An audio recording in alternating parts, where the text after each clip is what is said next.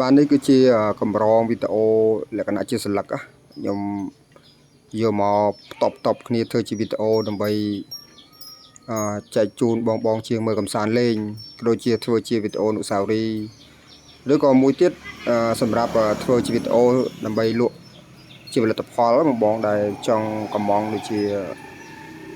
កូនតេឡេដូចជាម៉ាស៊ីនអានលេខកូដ ID 9ខ្ទង់ព្រោះនោះវាមានច្រើនបងមានដូចជាប្រភេទ My Motor ប្រភេទម៉ាស៊ីនខ្នាតតូចដូចជា Smart Tool ដូចជា VPN Connect បាទម៉ាស៊ីនខ្នាតតូចដែលបងបានឃើញវីដេអូនេះបងចង់កំងខ្ញុំមានណាបានមានកំងត្រឹម2ថ្ងៃបានណាបងណាយ៉ាងយូរបំផុត3ថ្ងៃបានហើយវីដេអូនេះខ្ញុំដាក់ជាចម្រុះហើយលក្ខណៈជាស្លឹកដែលខ្ញុំបាទរាល់ថ្ងៃខ្ញុំបាទជួសជុលក៏ដូចជាបរិញ្ញាសិស្សបាទជាក់ស្ដែងដូចជាក្នុងរូបស្លឹកក្នុងវីដេអូដែលខ្ញុំដាក់ហ្នឹងដូចជាកម្រងរូបភាពដែលខ្ញុំបានតម្លើងនៅ Smart Key លក់ Smart Key បាទដូចថ្មតេឡេអញ្ចឹងខ្ញុំដាក់ហ្នឹងគឺសិតតែជាក់ស្ដែងសុទ្ធពិតបាទមិនមែនយកវីដេអូពីគេមកដាក់ឬក៏កាត់តទេបងណាហើយក្នុងហ្នឹងក៏ខ្ញុំមានដាក់ជាកម្រងវីដេអូដែលជាស្លឹកដែលខ្ញុំបានសិក្សាជាមួយលោកគ្រូដែលមានជំនាញច្បាស់លាស់ក៏ដូចជាសិស្សរួមគ្រូ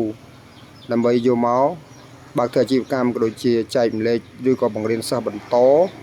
យគាត់បានយល់ដឹងពីផ្នែកគេហៅបច្ចេកទេសជួសជុលម៉ូតូ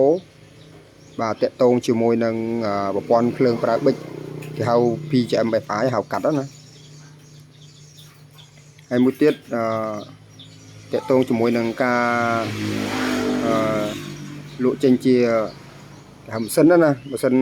scan ក៏ដូចជាសភៅប្រព័ន្ធភ្លើងបាទក៏ដូចជាគ្រឿងបន្លាស់ផ្សេងដែលខ្ញុំបានចងក្រងធ្វើជាវីដេអូនេះបាទនេះគឺជាស្ដែងដែលយើងបានធ្វើការអានលេខកូដក៏ដូចជាហិចលេខកូដឬក៏យើងលក់វាជាកូនតេឡេក៏ដូចជាម៉ាស៊ីន scan បាទទៅតាមបណ្ដាខេត្តមួយចំនួនបាទជាវីដេអូហ្នឹងគឺមានប៉ុណ្ណឹងបាទសូមអរគុណច្រើន